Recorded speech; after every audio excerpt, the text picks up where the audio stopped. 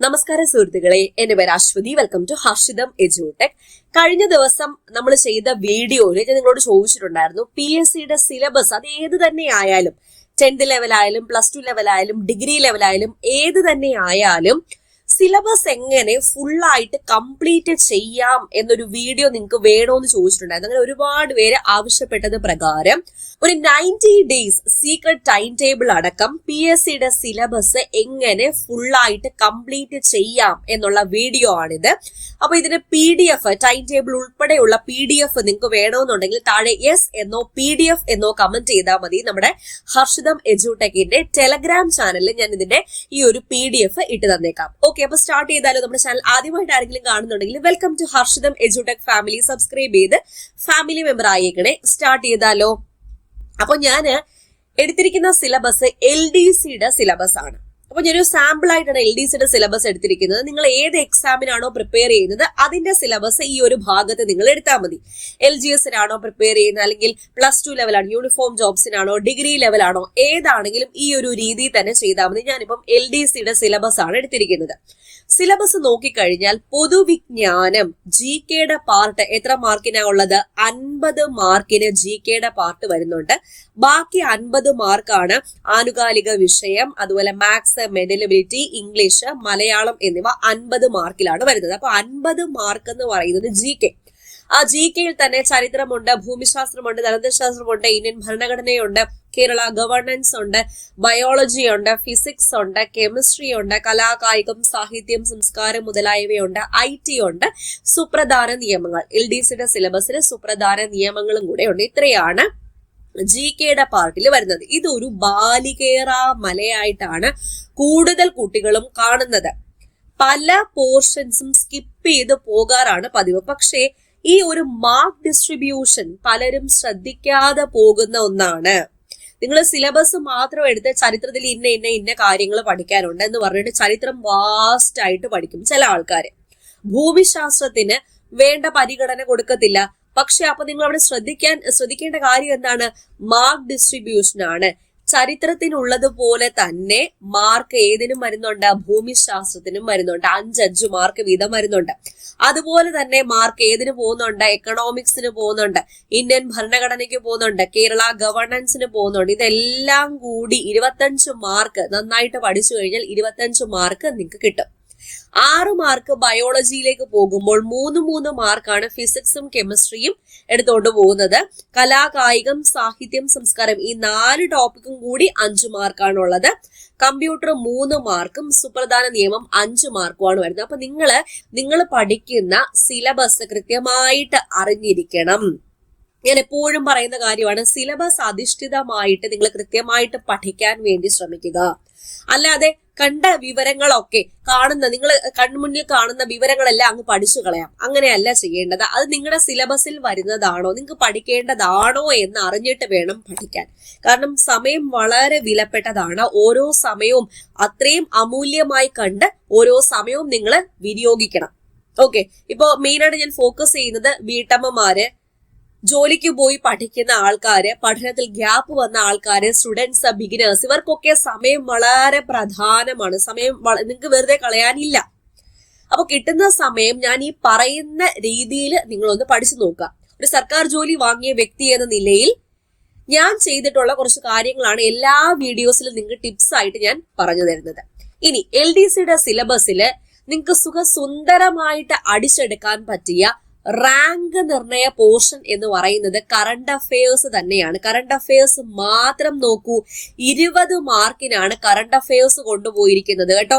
ഇപ്പൊ നിങ്ങൾ കറണ്ട് അഫയേഴ്സിന് വേണ്ടിയിട്ട് ഇപ്പം ഡെയിലി ഒരു അരമണിക്കൂർ മാറ്റി വെച്ച് കഴിഞ്ഞാൽ, അല്ലെങ്കിൽ പരീക്ഷ അടുക്കുന്ന ഒരു 2 മാസം മുന്നേ കറണ്ട് അഫയേഴ്സ് ഡെയിലി പഠിക്കാൻ വേണ്ടി നിങ്ങൾ എടുത്തു കഴിഞ്ഞാൽ കറണ്ട് അഫയേഴ്സിന് 20 മാർക്ക് സുന്ദരമായിട്ട് കിട്ടും. ഇപ്പോ പഠിച്ചു പോയില്ലെങ്കിൽ കൂടി പരീക്ഷയുടെ ഒരു 2 മാസം മുന്നെയെങ്കിലും കറണ്ട് അഫയേഴ്സ് നിങ്ങൾ തുടങ്ങിയിരിക്കണം. അല്ലാതെ പരീക്ഷയുടെ തലേ ദിവസമോ ഒരാഴ്ച മുന്നോ അല്ല കറണ്ട് അഫയേഴ്സ് സ്റ്റാർട്ട് ചെയ്യാനുള്ളത്.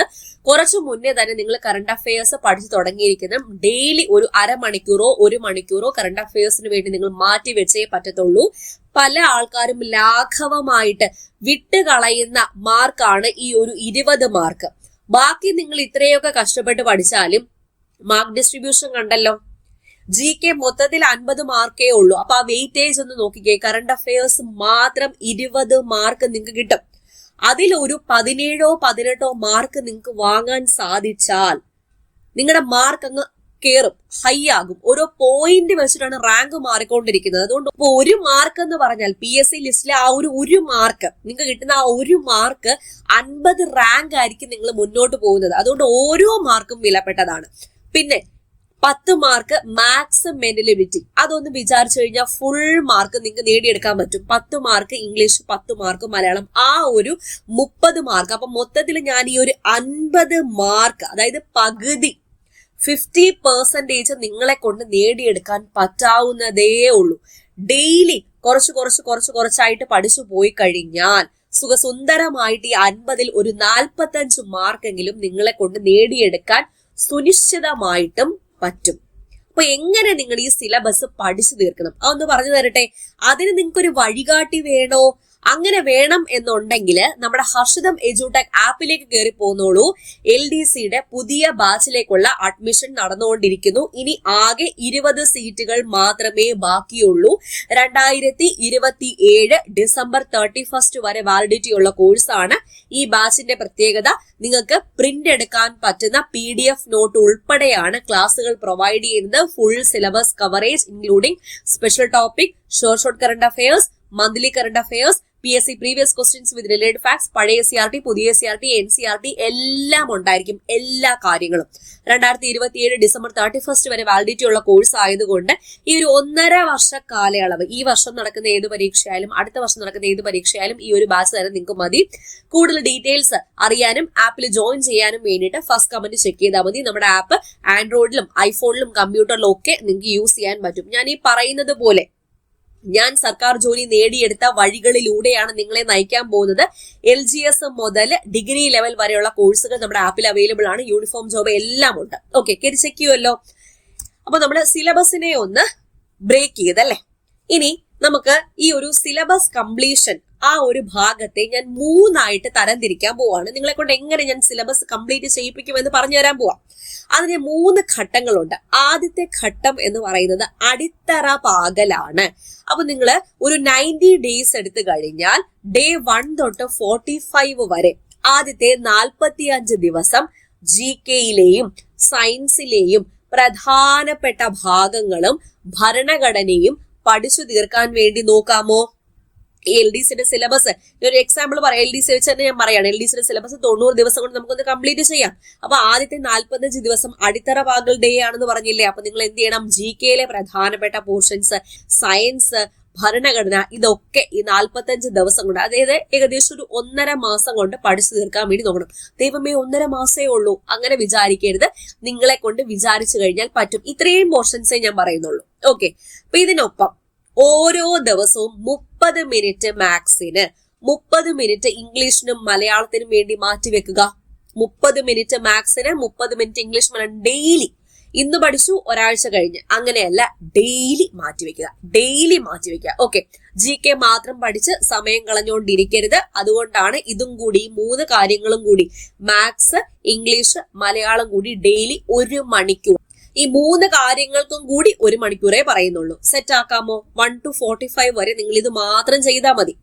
ഇനി അടുത്തത് രണ്ടാമത്തെ ഘട്ടം, സിലബസ് നമ്മൾ പൂർത്തിയാക്കാൻ പോവുക. അതായത് 46 മുതൽ 75 വരെയുള്ള ദിവസങ്ങളിൽ നിങ്ങൾ പഠിക്കാനുള്ളത് കമ്പ്യൂട്ടർ. LDCയുടെ സിലബസ് ഓർത്തോണം. കമ്പ്യൂട്ടർ പഠിക്കുക, കലാ സാംസ്കാരികം, കായികം, കറണ്ട് അഫയേഴ്സ് മുതലായ കാര്യങ്ങൾ പഠിക്കുക. കറണ്ട് അഫയേഴ്സ് ആദ്യം മുതൽ തന്നെ ഒരു കുറച്ച് സമയം കണ്ടെത്തി പഠിച്ചാൽ നല്ലത്. അല്ലെങ്കിൽ ഈ പറഞ്ഞ ദിവസങ്ങളിൽ കറണ്ട് അഫയേഴ്സും കൂടി ഫോക്കസ് ചെയ്ത് പഠിക്കുക. ഇനി മാത്സ് എല്ലാ ദിവസവും നിങ്ങൾ പഠിക്കുന്നുണ്ടല്ലോ. അപ്പൊ മാത്സിന്റെ ലെസൺസ് എന്തെങ്കിലും ബാക്കിയുണ്ടെങ്കിൽ ഈ ദിവസങ്ങളിൽ അത് പൂർണ്ണമായിട്ടും ചെയ്ത് പഠിക്കാനും കൂടി ശ്രമിക്കുക. ഒരു 3 മാസം നിങ്ങൾ തന്നാൽ മതി.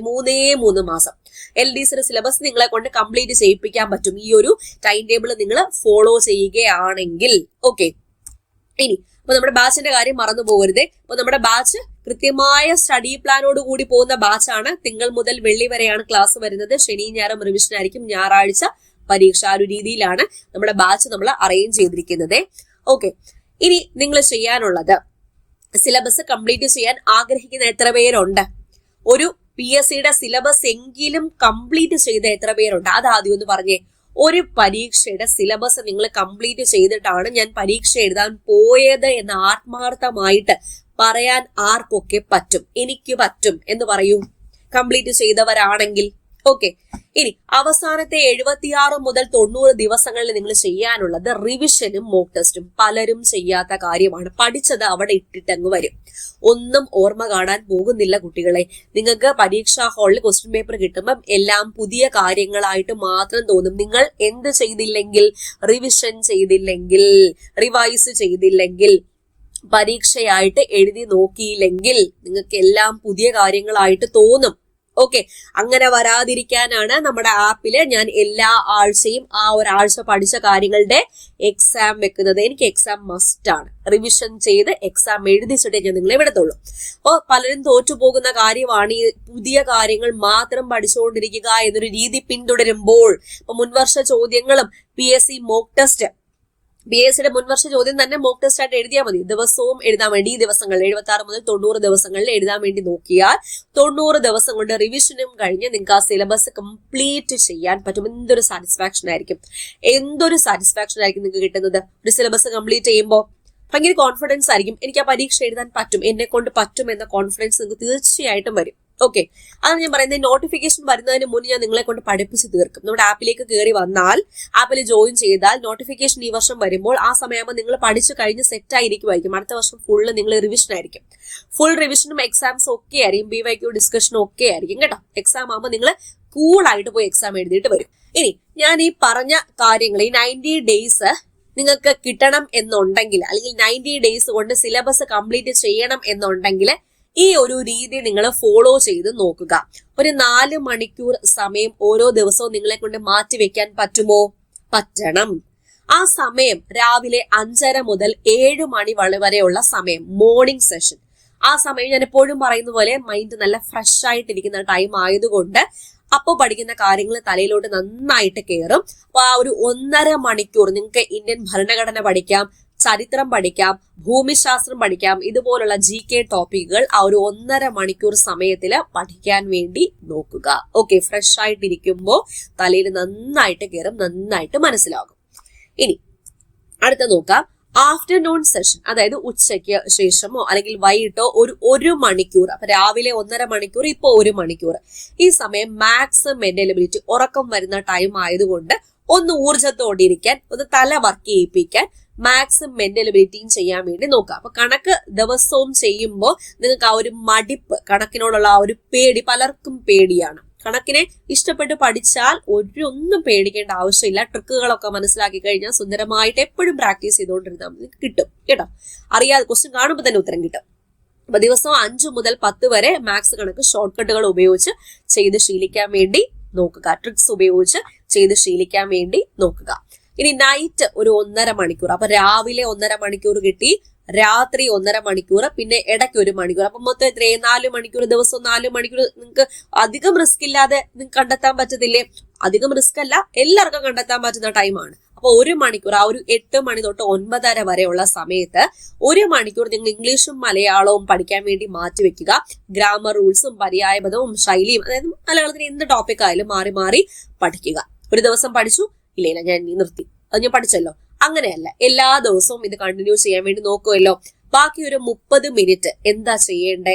ആ ഒരു ദിവസം നിങ്ങൾ പഠിച്ച കാര്യങ്ങൾ നോക്കാനോ അല്ലെങ്കിൽ കറണ്ട് അഫയേഴ്സ് വായിക്കാനോ കേൾക്കാനോ വേണ്ടിയിട്ട് ഉപയോഗിക്കാം. ഇങ്ങനെ ഒരു ദിവസം നിങ്ങൾക്ക് 4 മണിക്കൂർ സുന്ദരമായിട്ട് കണ്ടെത്താൻ പറ്റും. ഓക്കെ, അപ്പൊ കൂടുതൽ ആൾക്കാരും ഇങ്ങനെ സമയം കണ്ടെത്താൻ മെനക്കെടാത്തത് കൊണ്ടാണ് എനിക്ക് തീരെ സമയമില്ല എന്ന് പറയേണ്ടി വരുന്നത്. അപ്പൊ ആവശ്യം നിങ്ങളുടേതാണോ? അങ്ങനെയെങ്കിൽ നിങ്ങൾ സമയം കണ്ടെത്തിയാൽ മാത്രമേ കാര്യങ്ങൾ മുന്നോട്ട് പോകത്തുള്ളൂ. നിങ്ങൾ സർക്കാർ ജോലി വാങ്ങുന്ന മൊമെന്റ് അത് കാണാൻ വേണ്ടിയിട്ടല്ലേ നിങ്ങൾ വീട്ടുകാർ വെയിറ്റ് ചെയ്തിരിക്കുന്നത്, നിങ്ങൾ വെയിറ്റ് ചെയ്തിരിക്കുന്നത്. അതിന് ഒരു മടിയും വേണ്ട, ഇപ്പൊ തന്നെ പഠിച്ചു തുടങ്ങിക്കോളൂ. അതിന് എല്ലാ ഗൈഡൻസും വഴികാട്ടിയും ഒക്കെ ആയിട്ട് ഹർഷിതം എഡ്യൂടെക് എപ്പോഴും കൂടെ ഉണ്ടായിരിക്കും. ഞാൻ എപ്പോഴും കൂടെ ഉണ്ടായിരിക്കും. ഉണ്ടായിരിക്കും, നമ്മുടെ ടീം എപ്പോഴും കൂടെ ഉണ്ടായിരിക്കും. ഓക്കെ, അപ്പൊ ആപ്പിലേക്ക് ജോയിൻ ചെയ്തോളൂ. ഫസ്റ്റ് കമന്റിൽ ലിങ്ക് ഉണ്ടായിരിക്കും. പിന്നെ ഈ ടൈം ടേബിളിന്റെ PDF വേണമെന്നുണ്ടെങ്കിൽ താഴെ PDF എന്ന് പറഞ്ഞാൽ മതി. നമ്മുടെ ഹർഷിതം എജ്യൂടെക്കിന്റെ ടെലഗ്രാം ചാനലിൽ PDF ഞാൻ ഇട്ട് തന്നേക്കാം. കഴിഞ്ഞ ദിവസം ഞാൻ എടുത്ത ഏജ് ഓവർ ആവാൻ പോകുന്ന ഉദ്യോഗാർത്ഥികൾക്ക് വേണ്ടിയുള്ള ടിപ്സും കാര്യങ്ങളും ആ ഒരു PDF നമ്മുടെ ടെലഗ്രാമിൽ ഞാൻ അപ്ലോഡ് ചെയ്തിട്ടുണ്ട്. അപ്പൊ വേണമെങ്കിൽ നിങ്ങൾക്ക് പ്രിന്റ് എടുക്കാവുന്നതാണ്. ഓക്കെ, അപ്പൊ സെറ്റ് അല്ലേ? ഇനി അടുത്ത പുതിയ വീഡിയോസുമായിട്ട് നമുക്ക് കാണാം. LDCയുടെ സിലബസ് കംപ്ലീറ്റ് ചെയ്യാൻ ആഗ്രഹിക്കുന്ന അല്ലെങ്കിൽ LDC പഠിക്കാൻ ആഗ്രഹിക്കുന്ന കുട്ടികൾ ഉണ്ടെങ്കിൽ നിങ്ങൾ ഈ ഒരു വീഡിയോ നിങ്ങളുടെ കൂട്ടുകാർക്ക് തീർച്ചയായിട്ടും ഒന്ന് ഷെയർ ചെയ്ത് കൊടുത്തിരിക്കുക. അപ്പോൾ നിങ്ങളുടെ പ്രയോറിറ്റിയാണ് എപ്പോഴും മാറ്റർ ചെയ്യുന്നത്. നിങ്ങൾ എന്തിനാണോ പ്രയോറിറ്റി കൊടുക്കുന്നത് അതായിരിക്കും നിങ്ങൾ ചെയ്യാനും പോകുന്നത്. അപ്പൊ നിങ്ങൾ പഠനത്തിൽ അല്ലെങ്കിൽ ജോലി കിട്ടണം എന്നുള്ള കാര്യത്തിന് പ്രയോറിറ്റി കൊടുത്തോളൂ. എല്ലാം അതിന്റെ വഴിക്ക് തന്നെ നടക്കും. ഓക്കെ, അപ്പൊ അടുത്ത വീഡിയോ ആയിട്ട് വീണ്ടും കാണാം. All the best for your exam preparation. God bless you all. Thank you.